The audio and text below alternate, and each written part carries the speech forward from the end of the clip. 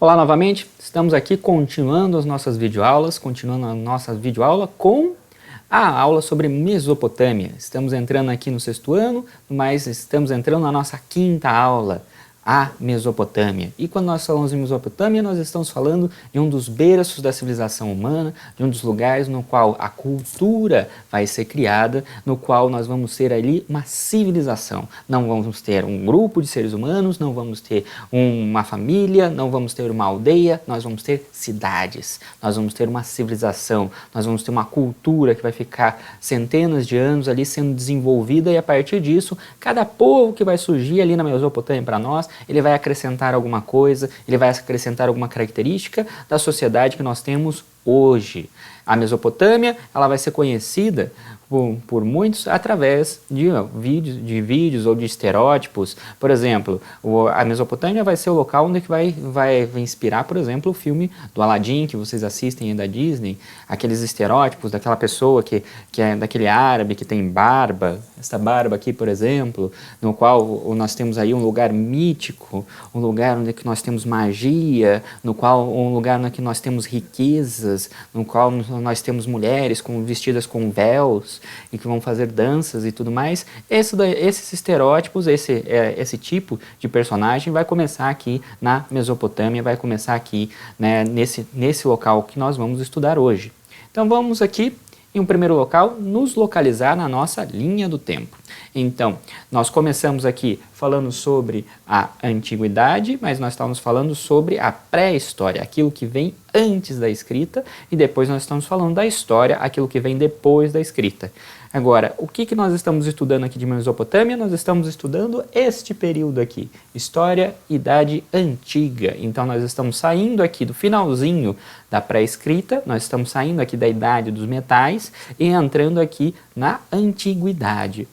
Nos localizando, então, nós estamos aqui falando que a pré-escrita e a escrita ela vai ser inventada ali em 4000 a.C., mais ou menos ali em 4000 a.C., e a partir do momento que nós temos aqui a escrita, mais ou menos na mesma época, vamos lembrar, nós vamos ter a Idade dos Metais, e a partir da Idade dos Metais nós vamos ter ali uma civilização sendo criada, e essa civilização ela vai ter então ali a sua estrutura, mas ela vai ser uma sociedade que vai ser hierarquizada e ela vai ter especialização do trabalho. A pessoa não vai mais fazer todas as coisas dentro da sociedade, ela vai começar a fazer um trabalho específico. Essa pessoa é um sacerdote, essa pessoa é um soldado, essa pessoa é um professor, mas ela vai ter um trabalho específico dentro da sociedade que a partir do momento que ela se dedica a esse trabalho, ela vai ficando cada vez melhor e ela vai contribuindo melhor para a sociedade. Então nós estamos aqui chegando na antiguidade, nós estamos falando nos povos da antiguidade. Nós estamos falando aqui então de pré-história, história, e para quem não lembra, então nós estamos saindo aqui da Idade dos Metais e entrando na antiguidade. A antiguidade que vai de 4000 antes de Cristo até 476 depois de Cristo, com a queda do Império Romano. Nós estamos falando aqui desta região aqui, chamado Crescente Fértil, esta região aqui que vai pegar não só a Mesopotâmia, mas vai pegar o Egito também. Então vão ser esses dois lugares aqui que vão ser chamados de os berços da humanidade, aquilo que vai surgir, vai fazer surgir a civilização. Nós temos também o Vale do Ganges, na Índia, e nós temos o Vale do Rio Amarelo, também na China, que vão também ser conhecidos como os lugares no que a civilização vai ser uma das mais antigas que vão surgir. Mas para nós, ocidentais, vai ser esses dois lugares aqui no qual a civilização vai surgir. Então nós vamos ter aqui dois lugares no qual nós vamos ter uma característica em comum. E essa característica em comum é justamente a presença de rios. Nós temos aqui o Tigre e o Eufrates, e nós temos aqui o rio Nilo. E por que o rio é tão importante? Nós vimos ali que o ser humano, nos nossos primeiros capítulos, nós estávamos tratando de pré-história, e na pré-história nós estávamos falando que o ser humano ele precisa de alimento, ele precisa de água, ele precisa de um local para ele conseguir se abrigar do tempo, dos animais, para ele conseguir sobreviver. Conseguindo essas três coisas básicas, ele consegue sobreviver numa boa. Aqui, nós temos uma coisa básica para o ser humano, que é água. Os rios vão representar a água, mas os rios vão representar mais do que isso. A partir do momento que nós temos o Tigre e o Eufrates, a partir do momento que nós temos o rio Nilo, nós vamos ter aqui um local no qual nós vamos ter terra fértil. E terra fértil vai ser uma das principais coisas necessárias para o ser humano. Deixar de ser nômade e passar a ser sedentário. Deixar de se mudar de um lugar para outro e passar a ser fixo em um único local. E a partir do momento que ele está fixo em um único local, ele vai poder estabelecer uma aldeia, ele vai poder construir uma cidade, ele vai poder se dedicar a desenvolver a sua cultura. Então nós temos aqui duas sociedades, duas regiões, no qual o ser humano desenvolveu civilizações a partir da margem do rio, a partir desse rio que vai fertilizar uma região, e essa região vai ser onde nós vamos ter a terra para ele fazer a agricultura. Ele vai ter a terra para ele conseguir produzir o alimento que ele precisa para ele se estabelecer em um único local. Essas sociedades mais antigas, então, vão ser chamadas também de sociedades hidráulicas. Hidro, água, sociedades que vêm da água, sociedades que fazem uso da água. Então vão ser nessas sociedades que nós vamos ter a invenção da irrigação, vamos ter nessa sociedade que nós vamos ter a invenção de represas, de diques para os rios. Então tudo aquilo que nós utilizamos na agricultura hoje, boa parte disso foi desenvolvido por esses caras aqui. Nós temos aqui a parte do relevo só da Mesopotâmia, então vocês vão perceber aqui que nós temos uma área verde bem pequena. Essa área verde que fica entre o Tigre e o Eufrates, ela vai estar de um lado com montanhas que são basicamente secas, não tem nada ali, é basicamente um deserto que nós estamos falando aqui, e para baixo nós temos também deserto. Então, nós temos uma área árida para baixo, nós temos uma área árida para cima. O único local onde que a população poderia se fixar, o único local onde você pode fazer agricultura, vai ser justamente aqui no Vale do Tigre e do Eufrates.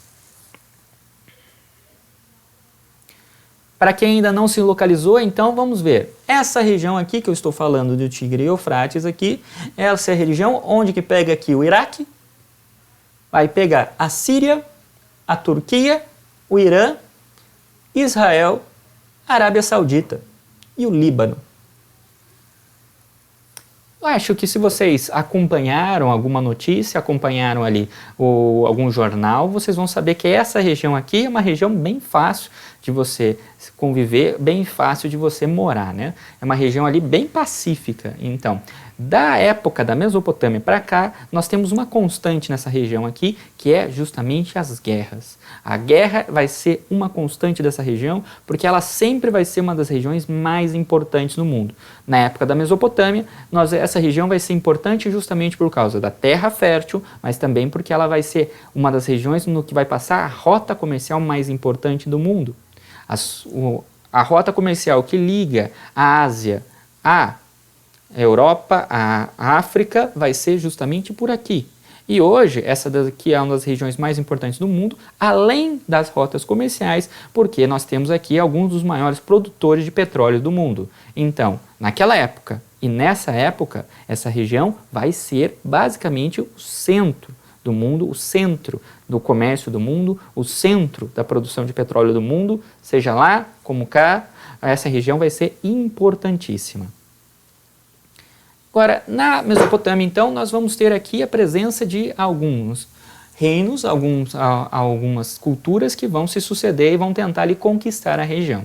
Os mais importantes vão ser os sumérios, os acádios, os babilônios, os assírios e os caldeus. Os babilônios, esses daí são os mais conhecidos justamente porque eles vão estar ali na Bíblia para as pessoas, ele vai estar ali a Torre de Babel, está justamente com esses caras aqui. Agora, qual que é a importância desses caras aqui, então, para nós? Nós temos aqui, do ponto de vista cultural, eles vão ser, então, uma religião politeísta, o que significa dizer, então, que como os gregos, como os egípcios, esses caras vão ter vários deuses, então eles vão ter um panteão de deuses, eles vão ter um conjunto de deuses. Esses deuses, eles vão ter desde formas humanas a formas de animais, a serem estrelas, a serem ao céu, à lua, isso vai depender ali da cultura e do momento no qual nós estamos falando. Mas esses deuses, eles vão representar alguma coisa da natureza, vão representar alguma coisa que está em volta daquela sociedade, um valor daquela sociedade.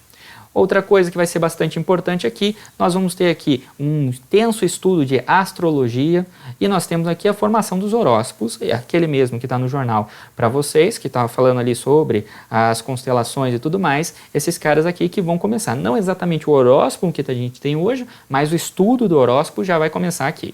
Nós vamos ter aqui um intenso estudo de matemática justamente para estudar os astros, justamente para tentar prever a cheia dos rios, para tentar prever quando eram as estações do ano, eles vão fazer o estudo de matemática. Nós vamos ter aqui a separação do dia a separação da semana em 7 dias. Nós vamos ter aqui a posição dos números, a divisão do dia em hora, minuto, segundo, a divisão de um círculo em 360 graus, a multiplicação, os templos e palácios e os zigurates deles, todos eles vão ficar com uma cultura, vão ficar com algo importante para nós.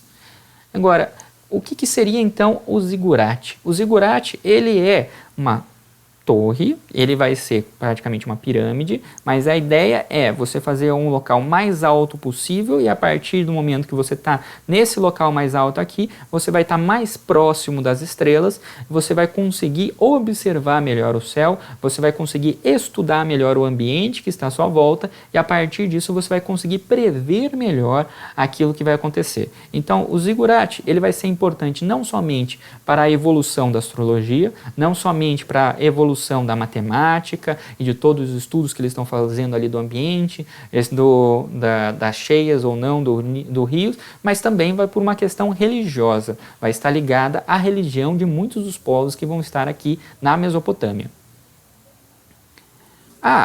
Esses povos da Mesopotâmia aqui, eles deixaram para nós construções que vão estar até hoje, ou pelo menos estavam até hoje na região, que vão ser pontos turísticos muito famosos dali da região. E algumas dessas construções, infelizmente, foram destruídas nos últimos anos pelo ISIS, pelo Estado Islâmico, que considerou que essas construções aqui, por exemplo, que tinham essas figuras de animais aqui que representavam em parte os deuses dos mesopotâmios, elas eram algo que estava ofendendo a religião muçulmana deles, ou pelo menos a tradição mais radical da religião muçulmana que eles defendem, e então eles resolveram pegar algo como isso e acertar o negócio na dinamite. Então, infelizmente, esse tipo de coisa que os mesopotâmios deixaram para a gente de 4 mil anos antes de Cristo, não estão mais presentes.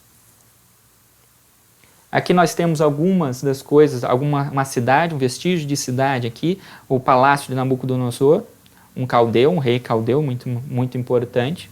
E esse palácio do Nabucodonosor aqui, ele dá uma ideia, essas ruínas do palácio, eles dão uma ideia de como era a organização dessa sociedade. E o que essa sociedade valorizava, o que ela não valorizava, quais eram as coisas que ela utilizava para a construção e o que ela dava importância. Por que ela dava mais espaço, por exemplo, para guardar algumas coisas, dava menos espaço para isso, onde que as pessoas dormiam, onde que as pessoas conviviam dentro desse palácio. Os arqueólogos estudam isso daqui para tentar compreender a sociedade mesopotâmica e a partir do momento que eles estão tentando estudar uma ruína como essa, eles também estão dando pistas para nós de como essa sociedade funcionava. Nós vamos ter aqui o Código de Hammurabi, que vai ser algo muito importante que vai ser feito aqui na Mesopotâmia, justamente porque ele vai dar um passo fundamental no campo do direito. Então, se você tem aí um conhecido, um pai, ou você mesmo quer fazer direito, quer se tornar um advogado, você vai conhecer aqui o Código de Hammurabi. O Código de Hammurabi vai ser um passo fundamental para o direito, justamente porque ele estabelece uma divisão do direito. Antes do Código de Hammurabi, você não tinha um direito escrito, o que significa que você só tinha as leis pela tradição. A tradição que era passada de pai para filho, a tradição que era passada pelos anciãos, pelos aqueles que eram mais velhos da tribo. Então, quando alguém cometia um crime, ele era levado geralmente para aquelas pessoas mais velhas da tribo, e aquelas pessoas mais velhas da tribo julgavam aquela pessoa conforme a tradição. O problema é que a tradição pode ser interpretada de diferentes maneiras pelas pessoas e a tradição ela muda toda vez que você conta. Quando você conta uma história, por exemplo, o seu amigo vai contar a história do mesmo jeito? É o que vai acontecer aqui. Com a lei escrita, o que acontece é que a pessoa tem uma única ou tem uma possibilidade bem curta de poder interpretar. Não é aquele vozinho que vai lá e vai falar, a tradição dizia tal coisa, então você está condenado às 30 chibatadas. Não, aqui está escrito, você roubou, a partir do momento que você roubou, você está condenado a tal coisa. Não varia conforme a pessoa que está dando a sentença, não varia conforme se o cara é parente ou não do ancião da aldeia, não varia. Isso aqui nós temos um código penal escrito, assim como nossa lei. Está estabelecida lá na nossa lei. Fez tal crime, tanto a tanto de cadeia. Fez tal coisa, tanto a tanto. Está escrito, todo mundo pode ler, todo mundo pode ter acesso, e a partir do momento que todo mundo lê, todo mundo tem acesso, nós temos aqui uma lei escrita, uma lei que não varia de interpretação, não varia de pai para filho, é uma lei que, a partir do momento que ela está escrita, ela está ali, ela está gravada e ela não se modifica. Isso para o direito vai ser um passo fundamental. Você restringir a possibilidade, você diminuir a possibilidade de interpretação. Esse Código de Hammurabi também vai estabelecer no direito uma das coisas fundamentais, um princípio fundamental para o direito de hoje, que é a questão da reciprocidade, é a questão da pena proporcional. Então, se você tem ali, você comete um crime, você vai ter que ser punido de maneira proporcional ao crime ao qual você cometeu. É o chamado princípio de talião, olho por olho, dente por dente, que vai estar aqui no Código de Hammurabi. Então, se você cometeu uma ofensa, você vai ter que ter uma punição que seja equivalente, que seja do mesmo tamanho da ofensa a qual você cometeu. Esse é um princípio que vai estar aqui, esse é um princípio que está no Código Legal que nós temos hoje. Mas hoje, ao contrário daquele momento ali, se você tirou o olho de uma pessoa, você não perde o olho. Você só recebe uma punição que seria o equivalente ou uma quantidade do que seria tirar o olho de uma pessoa. Mas aqui era literal. Você tirou o olho de uma pessoa, você perde o olho. Agora, nós temos aqui diversos ainda estátuas de deuses que nós temos ali na antiguidade. Essas estátuas da Mesopotâmia que representavam os deuses, que representavam a cultura da Mesopotâmia. Muitas vezes dessas estátuas de metais ainda existem hoje, estão nos museus de Bagdá, estão nos museus ali daqueles países da região, conforme essa daqui, por exemplo. A Mesopotâmia também vai ser conhecida vai ser um dos lugares onde a escrita vai ser inventada, então eles vão inventar uma escrita bastante fácil de você compreender, que é a escrita cuneiforme. São cunhas. Então você vai fazer biquinhos, você vai fazer cunhas, e a partir do momento que você está direcionando essa cunha, você está apontando a cunha para um lado, aponta a cunha para o outro, ponta a ponta, você aponta a cunha, ponta a cunha, ponta a cunha, você vai escrevendo. Obviamente aqui todo mundo aí em casa entendeu. Isso daqui que está do meu lado aqui é uma lista de compra da antiguidade. Então você pode perceber aqui que ele está pedindo para o filho dele comprar arroz, feijão e tomate. Agora, esses primeiros códigos escritos, como vocês podem observar aqui, eles vão ser muito fáceis da pessoa compreender. Então, uma escrita cuneiforme, como uma escrita hierográfica do Egito, você demorava mais ou menos uns 10 anos para você ser treinado e para você conseguir compreender. No Brasil, por exemplo, dá para contar na mão os especialistas que conseguem ler um negócio desse aqui.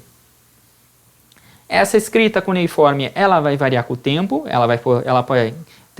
eles vão tentando sofisticar essa escrita cuneiforme, mas ela vai ser muito importante para a administração da cidade. Justamente porque, a partir do momento que você pode registrar, que você pode fazer um censo, que você pode tentar compreender quantas pessoas tem na cidade, quais são os equipamentos que vocês têm no exército, o quanto é que você produziu, quanto é que você está gastando. A partir do momento que você pode registrar isso, e a partir disso você começa a registrar, e você começa a conseguir ter um controle daquilo que está acontecendo na sua sociedade, o que vai acontecer nessas sociedades aqui na Mesopotâmia é que elas vão criar a primeira estrutura administrativa e elas vão passar a ter uma estrutura de organização da sociedade. Essa organização da sociedade vai utilizar a escrita como base disso. Então a escrita vai ser um passo fundamental, não só para a criação da história, não só para registro do tempo, mas para a administração pública, para você conseguir administrar a sociedade. Se você não sabe o que a sociedade tem, você não consegue administrar ela.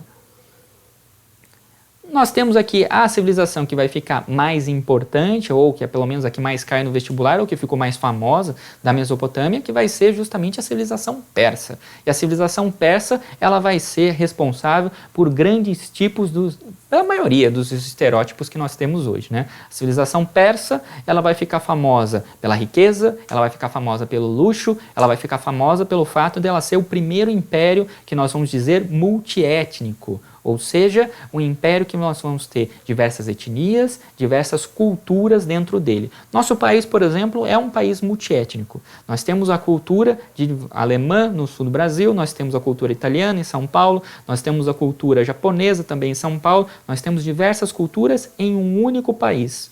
Então, o primeiro grande império que conseguiu ter diversas culturas e conseguiu fazer uma organização e conseguiu fazer com que essas culturas convivessem foi o Império Persa.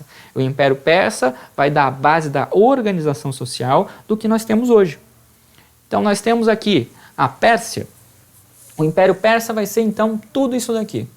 Vai ser um primeiro grande império que a gente vai ter, e esse primeiro grande império persa, ele vai pegar justamente a Mesopotâmia, o Tigre e o Eufrates que estavam aqui, ele vai começar nessa região aqui embaixo, e a partir do momento que ele vai conquistando a Mesopotâmia, onde ele vai conquistando esse Vale do Rio aqui, depois ele vai conquistar as outras regiões até chegar ao seu momento máximo, no qual ele conquista todas essas terras aqui.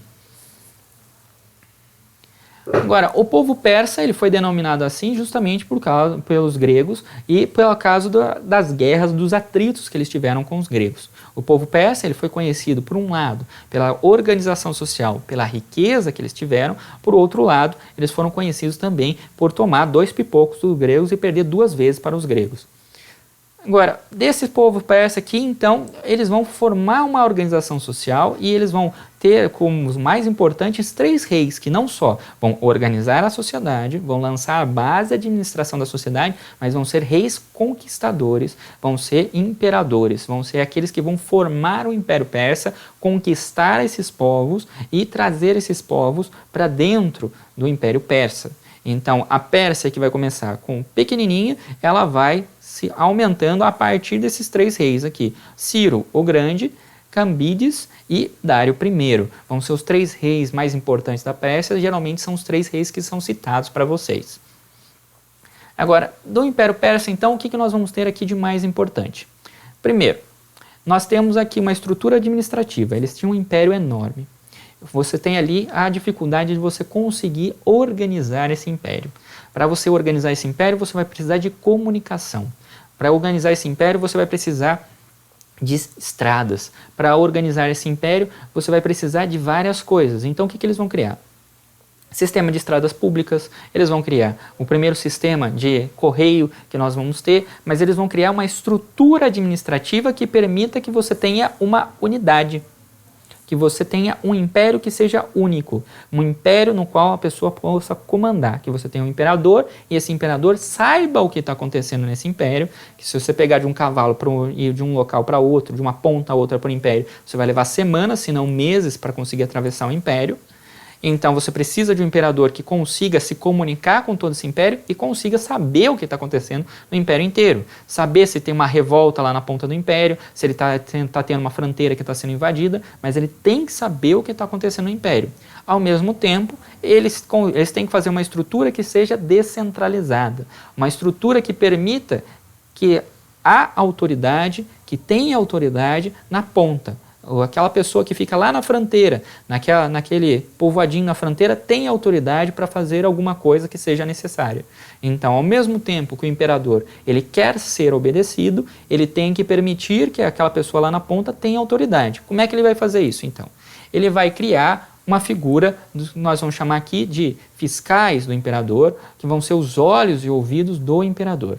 Esses olhos e ouvidos, esses representantes do imperador, eles vão estar por todo o território e eles vão estar ali garantindo que as ordens, que as leis que sejam feitas por imperador sejam obedecidas. Da mesma forma, para você conseguir organizar e para você conseguir ali administrar todo esse império, ele vai dividir esse império no que eles chamavam de sápatras. As sápatras, elas vão ser basicamente províncias, ou seja, lembra da nossa estrutura? Como é que a nossa sociedade se divide? Municípios, estados, país. Município, Sorocaba, Porto Feliz, São Paulo. Estado, Estado de São Paulo, Estado de Rio de Janeiro. País, Brasil. Mesma coisa que eles vão fazer aqui. A ideia é deles, na realidade. O princípio de administração que nós temos hoje, de dividir em cidade, estado, país, é deles. O que nós vamos ter aqui? A divisão em pequenas províncias, em 20 pequenos territórios. Cada um desses 20 pequenos territórios, cada uma dessas sápatras, elas vai ser um território que vai ser comandado por um governador. E esse governador, ele vai ter que defender esse local e ele vai ter que fazer com que esse local se desenvolva. Essa estrutura aqui permite que os persas eles tenham a flexibilidade de conseguir tolerar as diversas culturas que estão dentro desse território. Nós temos culturas muito diferentes dentro do território persa e essa estrutura aqui também vai dar a flexibilidade deles para eles tolerarem que nós tivéssemos diversas religiões aqui. Cada província, cada sápatra, ela vai ter ali o seu governador e o seu governador tem que respeitar o que é desse local. Qual é a particularidade, o que é que está acontecendo nesse local, quais são as características desse local. Então nós temos uma estrutura aqui que a partir dos fiscais permite que o imperador tenha o poder centralizado, que todos obedeçam ele, mas a partir das sápatras nós temos ali a divisão desse império enorme em pequenos grupos, em pequenos estados, e cada um desses pequenos estados pode ser governado com autonomia para as pessoas ali. Nós temos então um governo centralizado e descentralizado ao mesmo tempo, igual ao nosso. É o princípio de organização, é o princípio que nós estudamos, que nós usamos para governar o Brasil. Divisão em país, Pérsia. Estado, São Paulo. Aqui nós vamos ter uma sápatra qualquer. E cidade, o povoado que nós vamos ter aqui. É a mesma divisão que nós temos hoje, é eles que aqui que vão inventar. A partir disso, nós vamos ter um império que vai crescer e quando ele atinge o seu auge, ele vai acabar tendo o azar de chocar junto com os gregos. E a partir do momento que eles chocam com os gregos, os persas, eles fazem uma força enorme, eles tentam invadir a Grécia 2 vezes e 2 vezes eles vão ser derrotados. Mas eles vão ser derrotados de uma maneira vexaminosa, eles vão ser derrotados de uma maneira mais vergonhosa possível e imaginável. Nós temos aí o maior império, o império mais poderoso do mundo, sendo derrotado por um grupinho pequeno de gregos. A partir do momento que nós temos aí o Império Persa sendo derrotado pelos gregos, ele acaba entrando em decadência e após essa decadência ele é conquistado por uma pessoa que não é nem um pouquinho famosa, um cara chamado Alexandre o Grande, o Alexandre Magno, também conhecido como um dos maiores gênios militares da humanidade. Alexandre Magno, Alexandre o Grande, vai conquistar a Pérsia e a partir do momento que ele conquistar a Pérsia, ele vai formar um dos maiores impérios que o mundo já viu em 10 anos. Depois ele morre, mas ele conquista a Pérsia. Daqui então, nós vamos ter aqui a rede de estradas que os persas vão fazer para conseguir se comunicar com o exército, com o território deles completo aqui. Essas estradas, elas vão ser estradas que vão ser importantes rotas comerciais até hoje. Se a gente pegar aqui essa estrada por aqui, ela é uma continuação da chamada Rota da Seda. A Rota da Seda é a estrada mais importante que vai pegar a ponta da China lá no Pacífico e vai chegar até aqui. E a partir do momento que ele chega aqui no território persa, vai atravessar o território persa, vai chegar aqui no Mediterrâneo e vai permitir que os produtos chineses e indianos cheguem na Europa e na África. Essas daqui, então, vai ser uma região que vai ser importantíssima para o comércio. E os persas, eles vão pegar isso. Essas 2 estradas aqui vão ser as 2 estradas mais importantes para o comércio da Pérsia. Nós temos aqui os persas tentando invadir a Grécia via mar e via por terra. Indo por terra aqui uma vez e depois vindo aqui pelo mar e nas 2 vezes sendo derrotados. Quando a gente pegar o capítulo sobre os gregos e a gente fala sobre as guerras médicas, a gente entra em mais detalhes sobre isso. E nós temos aqui os típicos estátuas e as típicas coisas que os persas tinham, que eles desenhavam. Eles faziam as estátuas ou eles desenhavam nas paredes. Isso daqui que era a típica arte persa que nós tínhamos aqui. Essa arte que estava preservada, vou dizer mais uma vez, até o Estado Islâmico decidir colocar dinamite em tudo isso daqui e explodir tudo isso daqui há uns 2, 3 anos atrás. Esse muro aqui, por exemplo, que estava inteiramente preservado, tinha 4.000 anos e existia até 3 anos atrás. Dessa aula, então, sobre a Mesopotâmia, nós vamos ficar por aqui.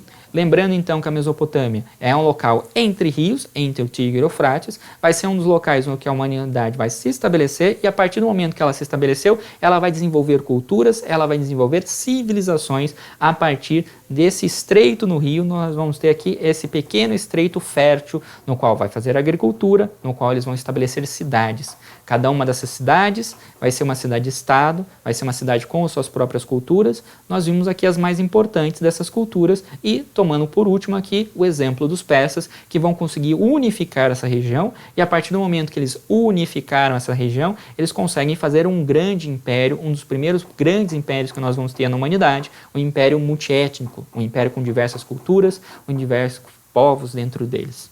Dessa aula, então, nós ficamos por aqui. Até a próxima. Tchau, tchau!